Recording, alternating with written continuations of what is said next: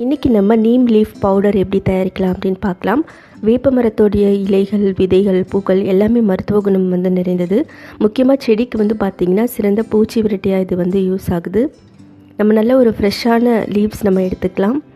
இது நீங்கள் நிறைய செய்யணும் அப்படின்னாலும் நம்ம நிறைய லீவ்ஸ் எடுத்துக்கலாம்.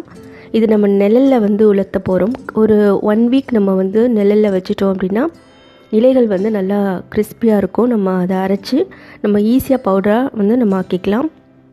வேப்ப இலைகள் இயற்கையான பூச்சி விரட்டியாக யூஸ் ஆகுது.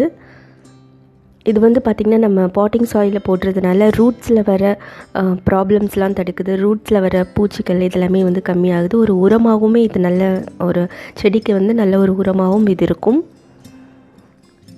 இப்போ பார்த்திங்கன்னா ஒரு 1 வீக் ஆகிடுச்சு. இலைகளை நீங்கள் லைட்டாக அப்படி பண்ணிங்கனாலே நல்ல சவுண்ட் உங்களுக்கு கேட்கும். அப்படின்னா நம்ம இதை மிக்சியில் நம்ம அரைச்சிடலாம்.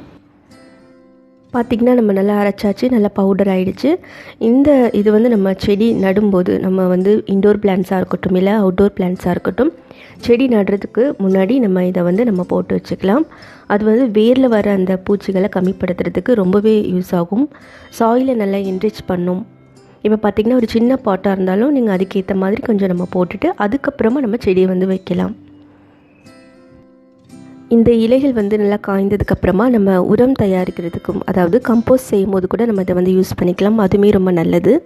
நம்ம அரைத்த அந்த நீம் லீஃப் பவுடரை நம்ம ஒரு ஏர்டைட் கண்டெய்னரில் போட்டு வச்சுக்கலாம். நம்மளுக்கு எப்போல்லாம் தேவைப்படுமோ நம்ம அப்போல்லாம் யூஸ் பண்ணிக்கலாம்.